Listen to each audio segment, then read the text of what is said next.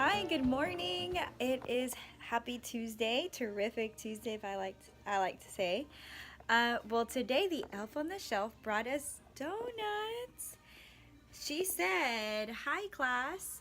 I hope you continue to try to get along and be good."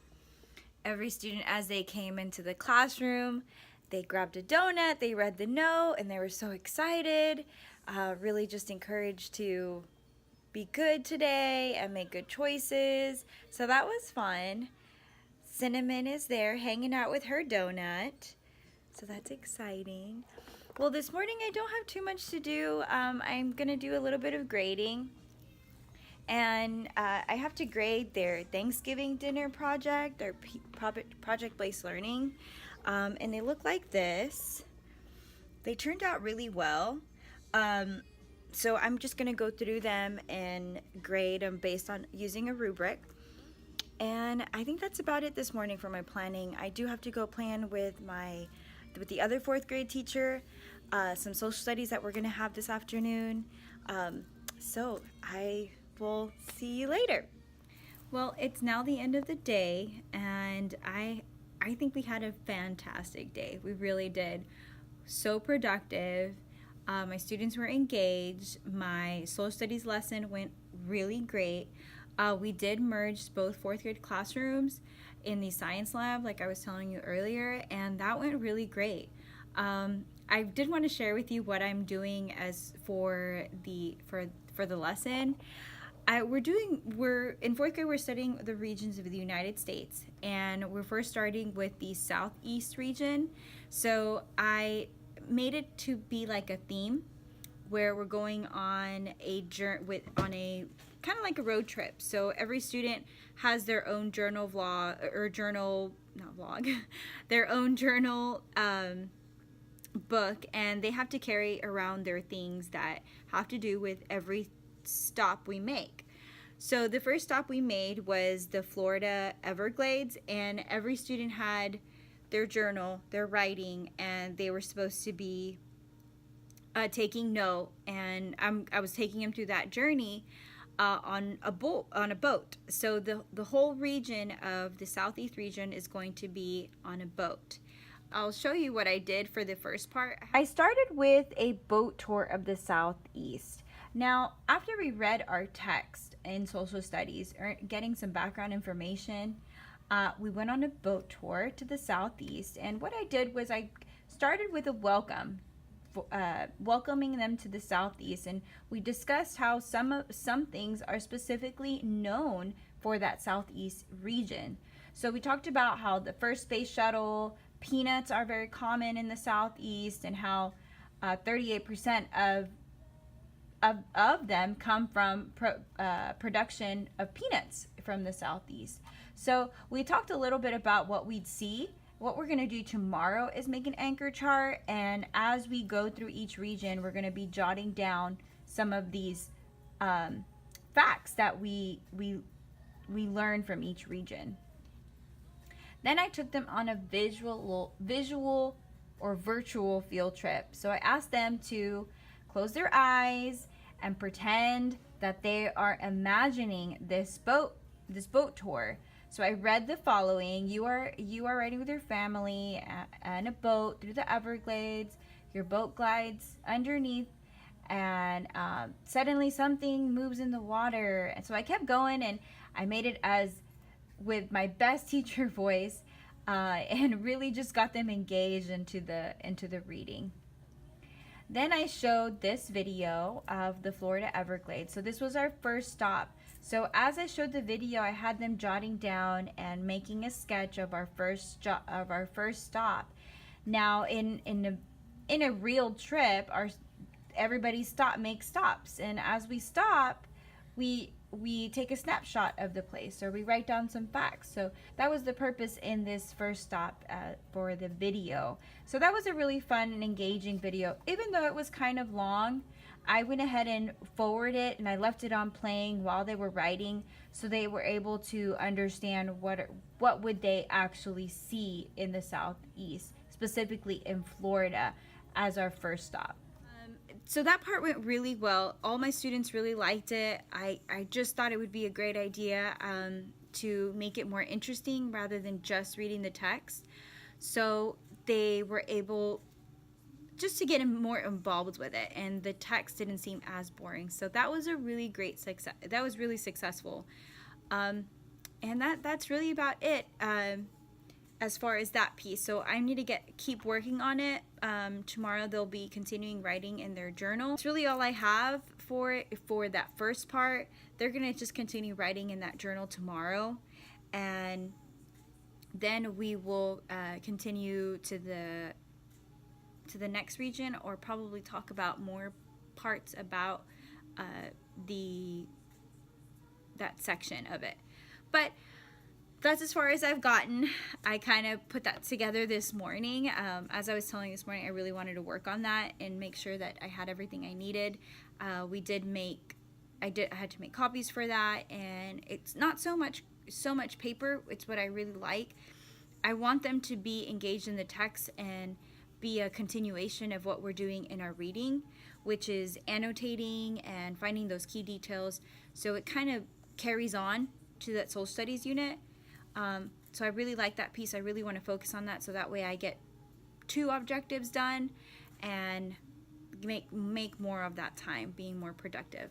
Well, I am heading out for the day. We've got real Christmas trees at the store. They just arrived, so I'm really excited. We're gonna go get a real Christmas tree, and we'll see you tomorrow. Hopefully our elf, Cinnamon Ginger is what they're calling her now. We'll see where she is tomorrow.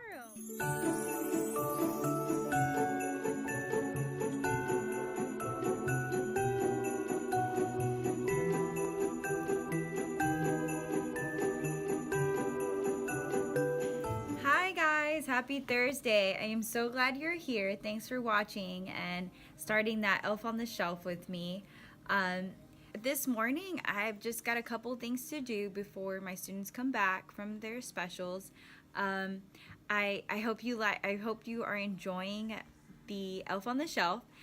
Today, as you can see, it is Thursday, and she was on the lamp, so that was exciting. My students came in right away, and they started hunting around the classroom looking for her, seeing where she was, and they went to check the box to see if she took the letters to Santa. So that was really exciting. And this morning I'm just gonna get some things done around the classroom, get myself ready for the day, and then we'll see you later.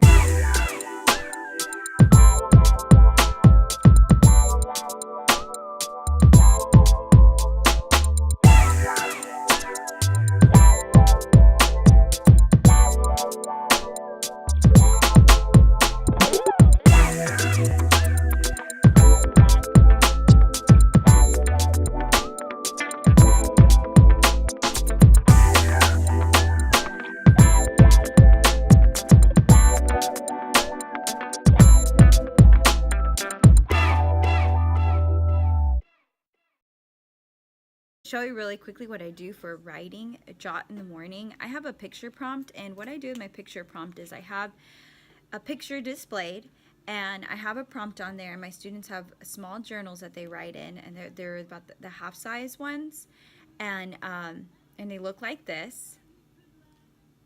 So what they do is I put the picture prompt on the smartboard, and they are to write in the perspective or whatever the prompt is on the board.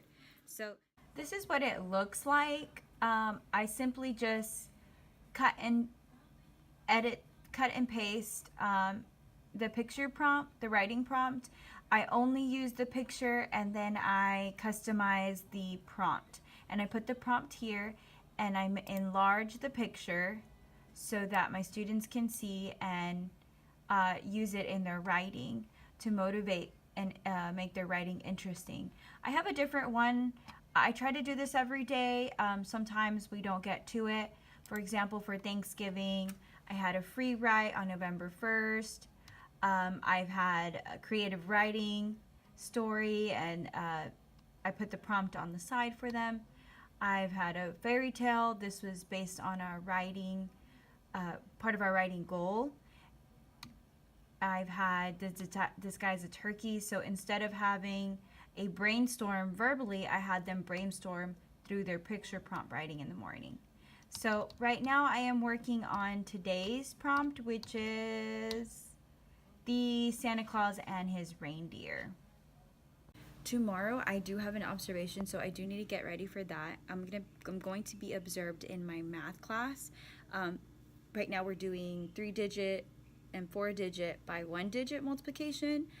I really am enjoying it, but I'm just looking at their scores from a checkpoint test I gave them and not doing so well. And I don't know if it has to do with the wording of the problem or because it is online. So I need to make sure my students are understanding how to multiply, and it could be just the word problem itself. But anyhow, I do want to prepare for that. I do want my lesson to be engaging and fun, but at the same time I would like to be observed with just what I really do every day with my students. So I do need to prepare for that for tomorrow, and I'll see you later.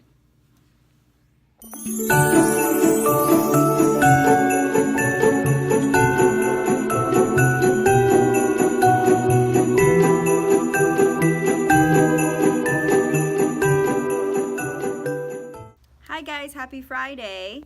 It is now the end of the week and today has been very, very busy. As you can see, my hair is up in a pencil now. Well, today I had my formal observation this morning actually, and I think it went well. I wanted to share with you what I did for math, but before I do that, I actually prepped my students yesterday, and I do have jobs in my classroom. So my teacher helper, I prepped her, my student, to welcome the observer. And I actually got this idea from the Lettered Classroom. If you haven't gone to her channel, she is fabulous. And my teacher helper quietly goes to the principal and greets him and tells him exactly what we're doing, what our goal is, where we are at in our lesson, and then goes back to whatever the teacher helper was doing. I really think this was a really great idea. That student was also actually very excited about it. All my students behaved wonderfully. They were all interacting, participating, doing very well, following directions. So that part went great. I have no doubt about that. But they do that anyway every day. So that was really great to see, and for my also administration to see. So for math, I have interactive journals, and they look like this. And I actually go by tabs. So we are right now in Unit 2. The first thing I do in our math lesson is talk about the objective, what our goal is. So we talk about it, they talk about it, and then we get into our lesson. I did have a PowerPoint. It was only 3 slides, really just introducing the lesson, and then we reviewed what we did yesterday and the day before yesterday, and then we went into our lesson. So I did start off with this. Now I gave them this sheet. Already cut for them, and we talked about unlocking the problem. So I reviewed strategies with them as to what are the important numbers, what information is important, and we also put the goal and the date.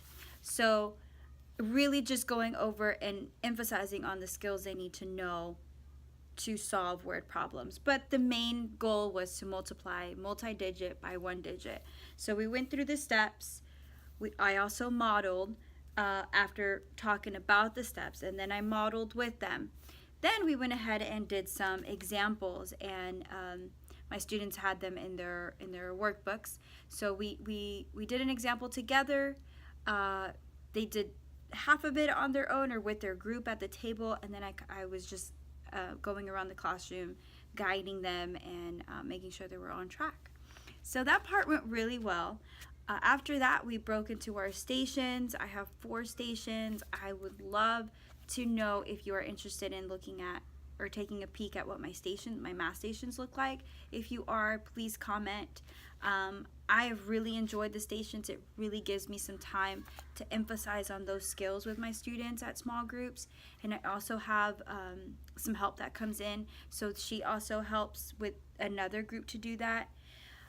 So if you're interested, please leave a comment. I would love to know and give you a walkthrough on what I do in my stations, and also provide you with the links to the products that I bought for my station.